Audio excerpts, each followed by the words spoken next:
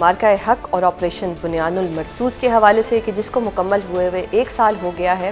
اس کو پاکستان کی حالیہ تاریخ کا ایک ڈیفائننگ مومنٹ بھی کہا جا رہا ہے۔ اس حوالے سے گفتگو کرنے کے لیے ہمارے ساتھ موجود ہیں دفاعی تجزیہ کار برگیڈیئر ریٹائرڈ راشد ولی۔ برگیڈیئر صاحب، سب سے پہلے تو یہ بتائیں کہ مارکہ حق کو آپ کتنا بڑا ڈیفائننگ مومنٹ سمجھتے ہیں اور اس سے خطے میں طاقت کے توازن میں کتنی بڑی تبدیلی آئی ہے؟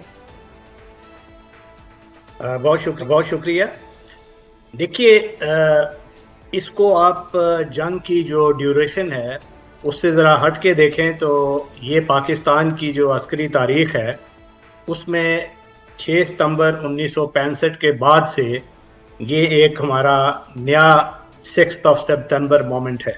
اور یہ ہماری غیرت، حمیت، انٹرنل کوہیجن اس کا ایک استعارہ بن کے ابھرا ہے، جہاں پوری قوم بنیان المرصوص بن کے دشمن کے سامنے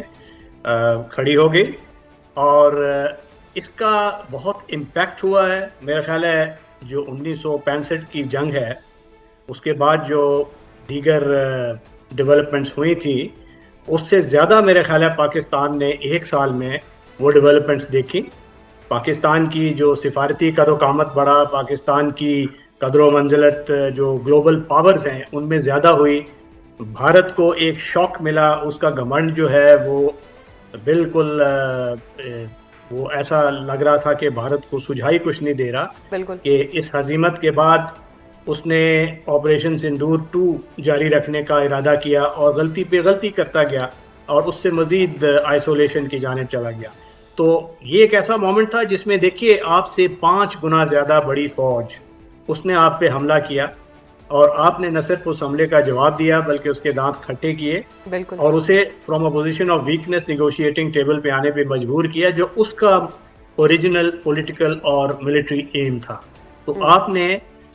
you pulled the Rig out of their fat, اور اس پہ ایسا مؤثر رسپانس دیا ہماری آرم فورسز نے، اور پوری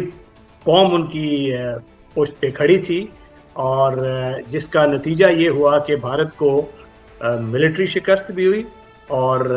اس میں سفارتی شکست بھی ہوئی۔ بالکل۔ اچھا برگیڈیئر صاحب، مارکہ حق کے بعد بھارت نے جس انداز میں افغانستان کو پاکستان کے خلاف بطور پراکسی استعمال کیا ہے، اس کو ہم کس طرح سے اب کاؤنٹر کریں گے؟ دیکھیے، یہ تو اس سے پہلے سے کر رہا تھا، اور یہ بھارت کا ایک اجیت دوول ڈاکٹرن کے مطابق پرانا ایک حکمت عملی ہے جس پہ وہ عمل پیرا ہے، مگر اس سے ہمیں غرض نہیں ہے۔ ہمیں تو ایک آفاقی اصول اس کی ہم پاسداری کرتے ہیں، جیسا کہ پاکستان نے ایک جوہری قوت ہونے کے ناطے بہت ذمہ داری کا مظاہرہ کیا ان 4 دنوں میں، جو کہ ہماری بنیان المرصوص آپریشن اور مارکہ حق میں ہم نے اپنا کنڈکٹ دکھایا کہ ہم نے کوئی ریڈ لائن ایسی عبور نہیں کی جس پہ ہمیں ارسپانسبل جوہری قوت ہونے کا کوئی ہم پہ الزام لگے۔ مگر انہوں نے چونکہ پہلے سے یہ پراکسی وارفیئر کا جال بچھایا ہوا تھا، پاکستان کو وہ بلیڈنگ تھرو 1000 کٹس والی اسٹریٹجی سے وہ نقصان پہنچا رہے تھے، اور افغانستان جیسا ملک جو ایک ورچولی اس وقت ایک میلٹ ڈاؤن کی اسٹیٹ میں ہے، اس حکومت کو سپورٹ کرنا شروع ہو گئے دہشت گردی کو ہوا دینے میں پاکستان کی۔ تو یہ بہت ہی ارسپانسبل رویہ تھا جو ابھی تک جاری ہے، اور وہ کسی طریقے سے جو آپریشن سندور میں جو شکست ہوئی ہے اس کا بدلہ لینے کے لیے وہ کوئی نہ کوئی کوشش کریں گے، اور پاکستان کو الرٹ رہنے کی ضرورت ہے۔ اس کاؤنٹر ٹیررزم کے محاذ میں تو ہم نے خود یہ جنگ لڑنی ہے۔ دنیا کی جو قوتیں ہیں ان کو یہ باور ہو چکا ہے کہ کون نیٹ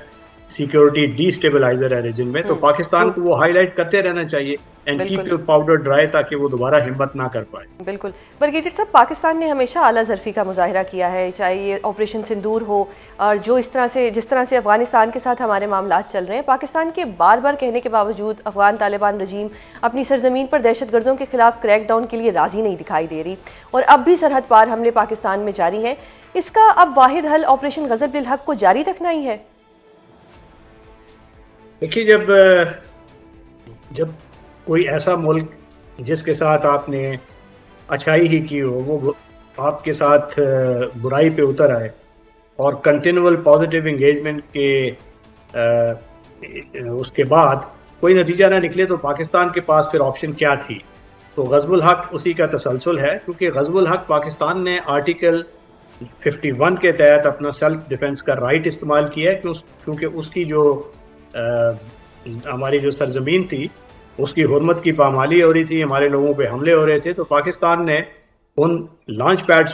پہ حملہ کیا اور 44 کے لگ بھگ وہ پوسٹس کو قبضے میں لیا ہوا ہے، انکلوڈنگ گڈانا انکلیو،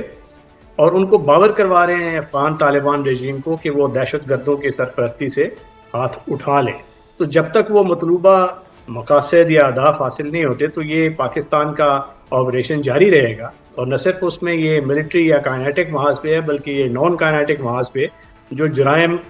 ان کا ایک پورا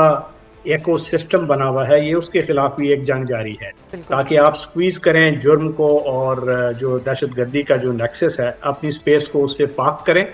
اور اس کے بعد بارڈرز کو بہتر مینیج کریں، اور بارڈر سے اکراس جو آپ پہ دہشت گردی مسلط ہو رہی ہے تو اس کا کلا کما کرنے کے لیے ان بیسس تک بھی جنگ پہنچائیں تاکہ افغان ان کے سرپرست اور جو دہشت گرد ہیں فتنۃ الخوارج کے ان تک یہ ہیٹ پہنچے۔ تو جب تک وہ مقاصد حاصل نہیں ہوں گے یہ آپریشن جاری رہے گا۔ بریگیڈیئر صاحب، مارکے حق کے تناظر میں اب ڈیجیٹل اور ہائبرڈ وارفیئر کا بھی بہت ذکر ہو رہا ہے، اور جس انداز میں بھارت ہمارے خلاف پروپیگنڈا کر رہا ہے، اس کا مقابلہ کرنے کے لیے کیا حکمت عملی اپنانا پڑے گی؟ میرا خیال ہے وہ تو عیاں ہیں، کیونکہ پاکستان نے جو مارکہ حق میں یہ صرف جنگی مارکہ نہیں تھا بلکہ یہ ایک ایپسٹیمک مارکہ بھی تھا، جس میں ہمارا میڈیا، سوشل میڈیا، یہ جو وارئر تھے انہوں نے بڑا ایک کلیدی کردار ادا کیا ہے، اور یہ جو لینڈسکیپ ہے سوشل میڈیا کا یا میسیجنگ کا، اسٹریٹجک کمیونیکیشن اور انفارمیشن ڈومیننس کر کے نیریٹو کو کنٹرول کرنا، بلکہ دشمن کے نیریٹو سے ایک سٹیپ آگے رہنا، ان کے جھوٹ کا ریبٹل کرنا، اپنے لوگوں میں انٹرنل کوہیژن برقرار رکھنا، اور ایک جذبہ ایک جو ہمارا دفاع کا اس کو اجاگر کرنا، تو اس میں میڈیا کا بڑا کلیدی کردار ہے، اکیڈیمیا کا بھی ہے، اور ساتھ ساتھ جو گورنمنٹ کے وہ ادارے ہیں جنہوں نے اس کو آرگنائز کرنا ہے ان کا بھی بڑا کلیدی کردار، تو سب نے اپنے محاذ پہ بڑا اچھا کردار ادا کیا ہے۔ ہماری جو اکیڈیمیا ہے، ہماری جو یونیورسٹیز ہیں، سکولز ہیں، وہاں پہ اس کی بڑی ضرورت ہے، کیونکہ وہ کچے اذہان ہوتے ہیں، ان کو پراگنڈا کیا جا سکتا ہے، دہشت گردی کے لیے سوشل میڈیا استعمال ہوتا ہے، اسی طرح انٹرنل جو کوہیژن ہے اس کو ہٹ کرنے کے لیے استعمال ہوتا ہے، مگر وہ ساری حربیں ناکام ہوئے، اور وہ جو 72 گھنٹے کا ایک پاکستان کا وہ مومنٹ تھا، وہ آپ نے دیکھا کہ پوری قوم متحد ہوگی، اور ایسے متحد ہوئی کہ ایک رمق تک نہیں تھی کسی گیپ کی، تو وہ صحیح معنوں میں قرآن کی جو آیت کی جو تفسیر ہے بنیان مرصوص، وہ بن کے قوم کھڑی ہوئی، تو وہ اسی وجہ سے کھڑی ہوئی کہ کوئی کسی قسم کا رخنہ ڈالنے کا چانس نہیں ملا۔